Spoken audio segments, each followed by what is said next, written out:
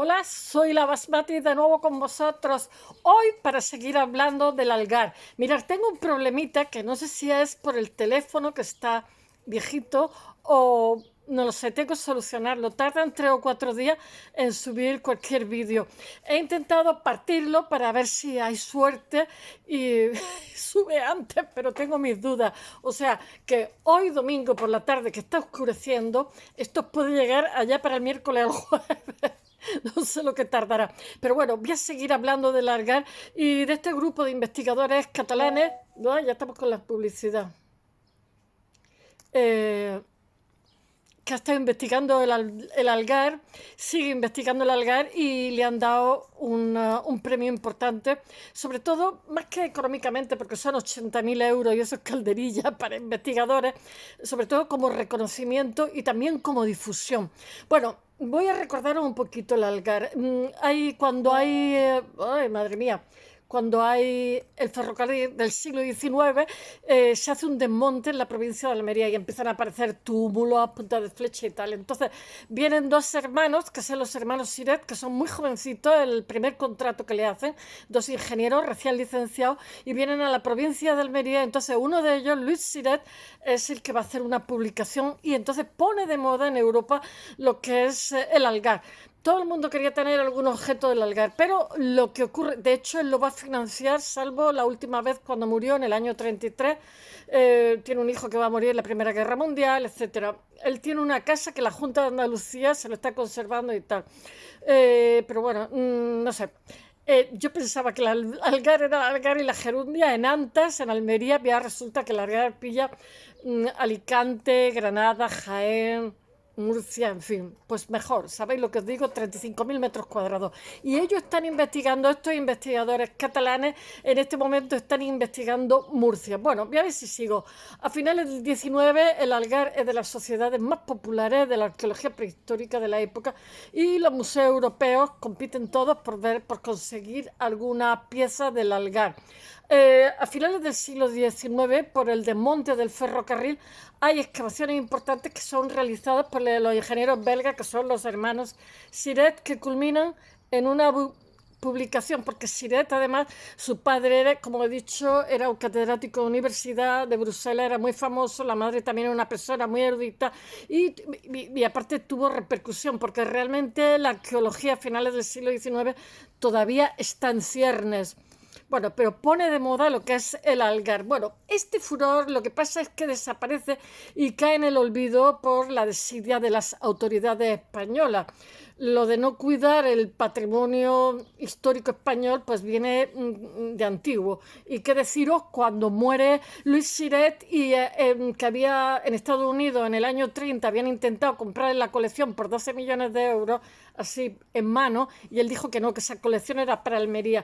Pero en un momento determinado, cuando en Almería el ayuntamiento convocó, porque no había medios, éramos una provincia pobretosa, la penúltima de España, la última Málaga, ahora somos las más ricas de Andalucía, totalmente autogestionada fiscalmente, las dos pobretonas, no sé, movimos el esqueleto. Bueno, cuando pidieron el que se hiciera un museo para albergar toda esta colección, ay, la publicidad, dijeron que no, los prohombres, y entonces esta colección acabó la mitad en Granada, la mitad en Granada, en Barcelona, la mitad en Almería. Y además, ni te dan información si estarán ahí muriendo el sueño de los justos, como suelen pasar en todas estas bodegas, que hay una mínima parte que te enseñan y una 3/4 partes o más como un iceberg.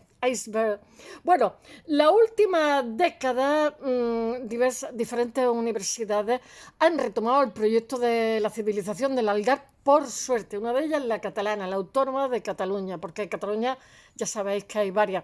La sociedad del Algar se desarrolla en lo que es el sudeste español, el ángulo suboriental. Ya os he dicho que es Alicante, Murcia, Almería y Jaén. Y un poquitín de Málaga, y Granada también un trozo, 35.000 metros cuadrados, que es más grande que Bélgica. Es lo que actualmente son, bueno, y tam, bueno, también pilla un poquitín de Ciudad Real, 35.000 kilómetros cuadrados. Estamos en la Edad de Bronce. La Edad de Bronce se hicieron diferentes subdivisiones, os tengo que hablar de ellas, pero al final se quedó con el bronce antiguo, el bronce medio, o sea, ya os lo contaré un poquito más despacio. Ahora la investigación, lo mismo que os volveré a hablar del mundo cretense minoico, que también es época de bronce. Os hablaré también de los túmulos, la cultura de los túmulos, en fin. Ahora la investigación del Algar está en la Almoloya, que es Murcia, la Almoloya y la Bastida, pero es uno de los enclaves más grandes de esta civilización que le da el nombre, que es el yacimiento del Algar en Antas, que es el Levante almeriense. Esta civilización desapareció de forma súbita, nadie sabe cómo, del 2200 al 1550, aproximadamente 700 años antes de nuestra era, o sea, 3.500 años hace, o 4.000, empezó hace 4.200 o 4.300 años, se me cae. Aparece hace 4.200 años, lo que se conoce como la Edad de Bronce. La civilización algárica termina 1.000 años antes de que comience todo lo ibérico. Y la arqueología argárica lo que proporciona es gran cantidad, mira, se me está cayendo ya a freír mono, que se me caiga, gran cantidad de restos, mucho más y de mejor calidad que las sociedades vecinas contemporáneas, porque viven permanentemente. Ya os he dicho que la genética de esta gente, lo conté ayer, es una genética totalmente oriental, que fueron de migraciones.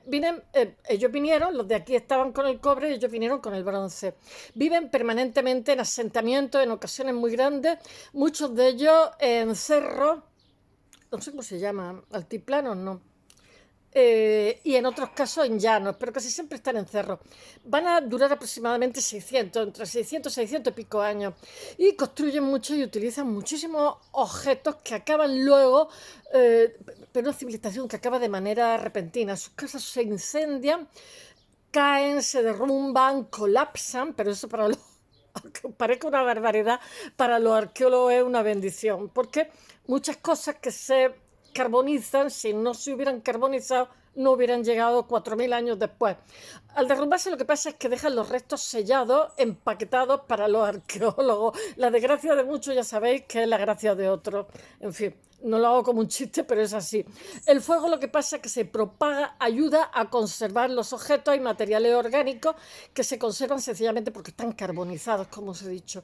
El Algar invita a reflexionar sobre todo sobre el concepto de lo que es una civilización, porque aunque sea una sociedad sin escritura, que es lo que asociamos a civilización, si se define civilización a partir, yo qué sé, de las pirámides, los faraones, la escritura y la escritura, el Algar no es una civilización, pero si se define como una sociedad en la cual hay división estamental entre ricos y pobres, como está pasando ahora mismo en el Algar, en la cual el poder está totalmente atesorado, no sabemos si por las mujeres, en manos de privilegiados, y una sociedad en la que el territorio está totalmente organizado en ciudades y asentamientos dependientes de otras ciudades, no hace falta que haya ni figuras, ni pirámides, hay bichos ya, ni tumba real. La organización social y política de una civilización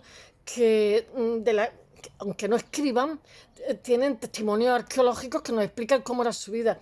Entierran a sus muertos bajo las casas y hay ofrendas como armas, le meten unos ajuares, ¿no?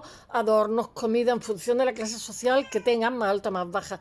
La división de la sociedad en clases no siempre ha sido tan natural. Los cazadores-recolectores no me puede venir más publicidad. Como muchas otras cosas en sus orígenes, lo que pasa fue totalmente algo novedoso, fue una revolución que fue desastroso para otras cosas.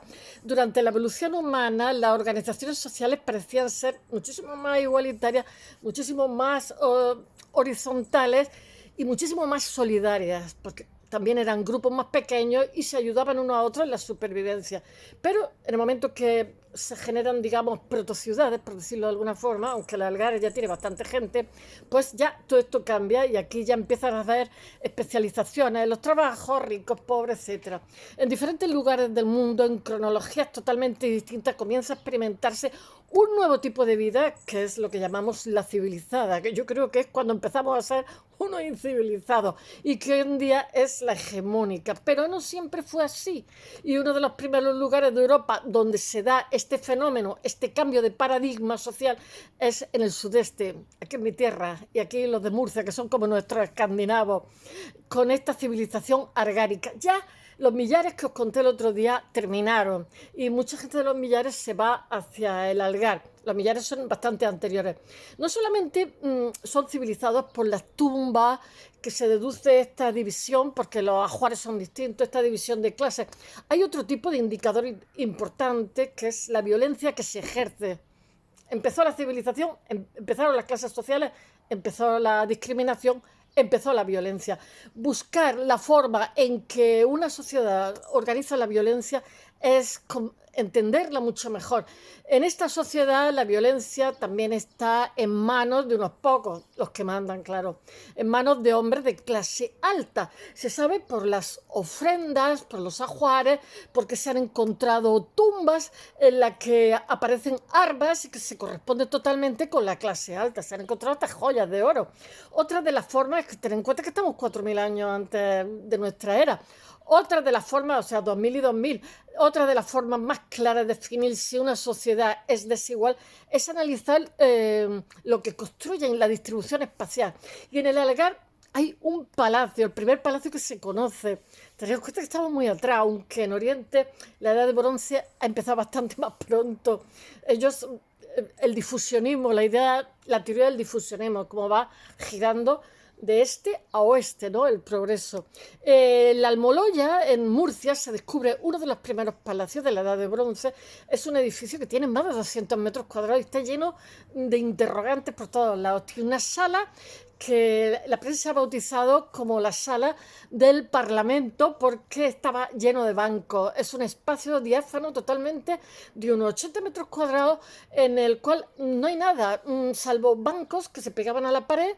No sé, lo mismo iban a rezar o a discutir, que recorren la base de todas las paredes. Es un espacio que está totalmente basado en las reuniones, en la comunicación. Y en el subsuelo de esa sala del Parlamento hay un enterramiento de lujo. Yace una de las tumbas más ricas, quizás la más rica del bronce europeo, que es una tumba doble con un hombre que es enterrado primero y una mujer que es enterrada posteriormente. Ella lleva... Ya tengo los gatos aquí. La mujer tiene un ajuar, tiene unas ofrendas absolutamente espectaculares, riquísimas, joyas de plata. Hay un collar con unas cuentas de ámbar que vienen del Báltico, del norte de Europa, que os tengo que hablar de eso. Hay una diadema de plata, una especie de corona. Todos son símbolos de poder. Y es curioso porque en esta pareja enterrada, la que ostenta el poder parece ser ella. Y no sabemos si es una dinastía, no sabemos si las que reinaban eran las mujeres, lo desconocemos todo. Esto abre la puerta a muchísimos interrogantes, pues sobre el poder, si al menos una parte de este podía haber estado en manos de ciertas mujeres a raíz de hallazgos de esta corona, porque aparece un cráneo con una corona. Los investigadores lo que pasa es que proyectan una teoría que es bastante plausible, que si podría haber existido una dinastía las cuales heredaban hombres o mujeres, o una dinastía de poder, o eran las mujeres, en fin, no lo sabemos. Y esto se debe a que se han encontrado otras 4 diademas de 4 mujeres, o sea, las que ostentaban las joyas de poder eran mujeres. Se han encontrado otras 4 diademas, lo que pasa es que esto se encuentra en el siglo XIX, están totalmente deslocalizadas y se venden a museos europeos, se venden o se donan o lo que sea. Son halladas en excavaciones belgas en el yacimiento de la capital de Antas y están en Europa. Por desgracia, las diademas lo que pasa es que están totalmente deslocalizadas y se encuentran en diferentes museos europeos, por lo cual no se ha podido analizar en conjunto, que habría sido lo interesante, ¿no? Analizar en conciencia a qué se vinculan estas mujeres con estas joyas costosas, porque las que tienen el ajuar caro son ellas. ¿A qué se vincula originariamente? Si eran ellas las que decidían. ¡Oh, hubiera sido maravilloso! Con lo cual no se ha podido esclarecer con propiedad la relación existente entre estas 4 diademas, de estos 4 cráneos femeninos, y el que ha surgido en la Almoya, Almoloya, en Murcia. Con algo de suerte, a la vez quizás consigan encontrar alguna más en la Almoloya que permita, llevan años investigando, que permitan arrojar antes de la luz. Cuando le dieron el premio lo conté aquí en el canal.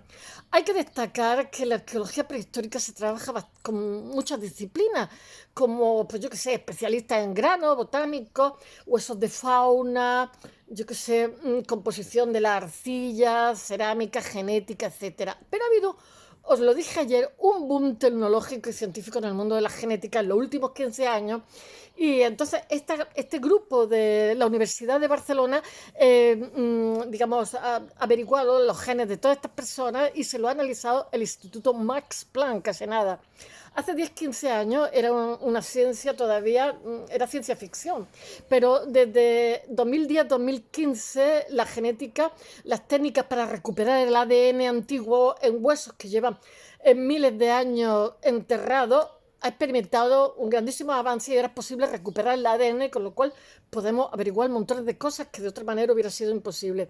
Esta línea de estudio genético es puesta en marcha por el equipo de investigadores de la Autónoma de Barcelona, en la Bastida y en la Almoloya, en Murcia, colaborando con el Instituto de Genética de Max Planck. A eso no hay dinero para eso, que está en Alemania. Y resulta, ellos fueron los que secuenciaron el pavo ese, ¿cómo se llama? El que secuenció la genética. Bueno, resulta que este último yacimiento europeo con más cantidad de análisis positivo, con 68 individuos analizados. Después van a analizar más, porque después he leído otras cosas. Las conclusiones a las que de la almoloya es que hay exogamia, o sea, mujeres, exogamia femenina, o sea, mujeres que vienen de fuera con una genética distinta. No debían de ser tontos y darse cuenta que si había endogamia, los niños pues nacían en fin, con tara. No, como pasó en los Austria, como pasó en Tutankamón, etcétera. Cuando se casan primos con primos, titos con sobrinas, etcétera, etcétera. El concepto, mucha consanguinidad. El concepto se refiere a cuando no se halla en un mismo yacimiento mujeres adultas emparentadas genéticamente con otras mujeres adultas. Las mujeres adultas se marchan a otras poblaciones para casarse y habitar, seguramente en casa del suegro, pero no todas las mujeres que hay aquí, digamos, tienen criaturas. En algunos casos se da, pero no hay que generalizar porque eso es poco riguroso dentro de lo que es la investigación. No siempre es así. De todas estas mujeres no nacidas en la Almoloya, hay adultas en el yacimiento, algunas que tuvieron descendencia, pero otras, la mayoría no tuvieron descendencia. Y si la tuvieron no está ahí, no lo sabemos. Es decir, no hay razón para afirmar que todas las mujeres que venían de fuera era para emparejarse con los hombres de allí. Y al final, o sea, que no iban para casarse, irían para lo que fuera. Algunas de ellas tienen descendencia porque hay criaturas muertas, pero en otros casos esa movilidad femenina no tuvo que ver con las cuestiones laborales, políticas necesariamente del matrimonio. No hay ningún caso en el cual hay un hombre adulto con... Pero sí que tenemos algunos casos en los que hay un hombre adulto con su hijo adulto. Y este a su vez con otro descendiente por vía consanguínea, otro hombre también adulto. Y en antropología la patrilocalidad...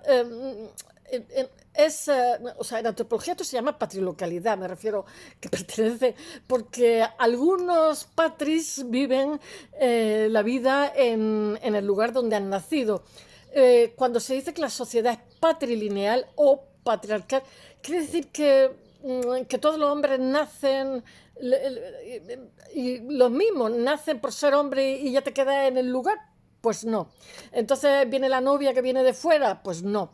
No, porque en esta sociedad, aunque tiene esa práctica de las mujeres que vienen de fuera, no es practicada por todos los hombres, porque faltan hombres. Hay hombres con otra genética de otros sitios. Hay hombres que no están emparentados de ninguna forma con otro hombre.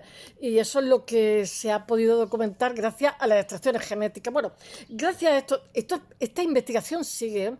Gracias a esto, normalmente suelen investigar los meses de verano y después se pasan todo el invierno sacando conclusiones, analizando, etcétera.